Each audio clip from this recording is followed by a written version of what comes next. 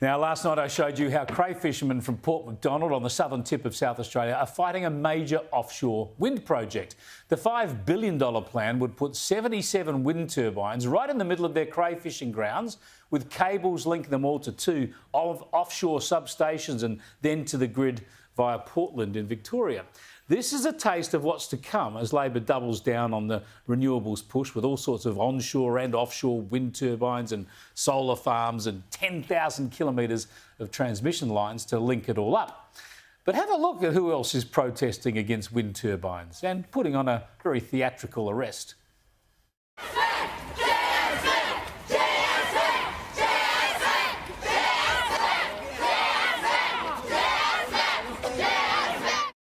One Greta Thunberg, all grown up and into her 20s now, she can't resist a protest and a videotaped arrest. She joined a protest against wind turbines in Norway because Indigenous locals oppose them. They're already built. They want them torn down. You can't win with Greta, can you? She doesn't like the wind turbines now. Like most of these green activists, they're not logical. They simply want to oppose anything, back any radical cause. Remember this arrest just a few weeks ago. It was just as friendly, in fact friendlier and very contrived, as you can see. But Greta seems to have become a global solo rent-a-crowd celebrity, if that's not a contradiction. Good work if you can get it. Let's bring in my colleagues now, GT Communications and Sky News contributor Gemma Tognini and 33 1/3% of the late debate, Kayla Bond. Great to have you both on board again. Pleasure to what be about here. Greta? She's going to be cheering as they tear down the wind turbines now. I mean, it's not what I expected to say to you tonight, Chris, but I'm with Greta on this. I mean, I'm 49.8 years old and here I am saying I agree with her.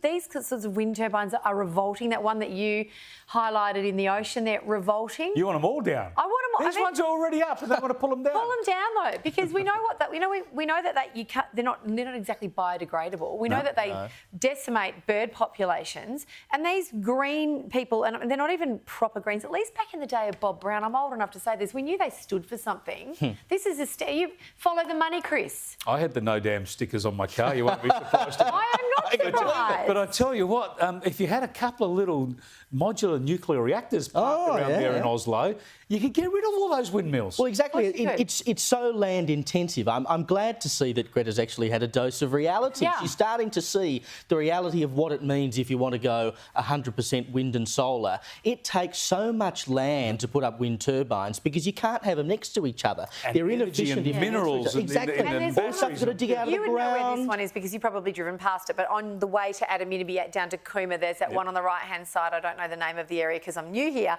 but you drive past it, this beautiful scenery, and wow, there's an ugly as sin solar farm. Big piece of metal. They look great. Land cleared to put in a bloody solar farm. There was somewhere. Please explain to me. I was driving when I lived in Victoria last year. I reckon I was driving to Donald, and on the way to Donald from Melbourne, there is dead set a spot where you can pull over, and they've got a wind farm viewing area.